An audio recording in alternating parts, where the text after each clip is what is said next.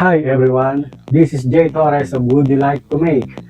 I recently posted a thank you video for my Facebook page reached 10,000 followers, and now I am happy again and proud to share with you all my gladness that my YouTube channel has also reached 10,000 subscribers. As you see in the background is what YouTube has just sent to congratulate me. And because of this, I sincerely thank you all again from the bottom of my heart for your tremendous support. Thank you all very much, and please do hope that I will do my very best to create and deliver for all of you nothing but meaningful videos about woodworkings, DIYs, power tools, and hand tools.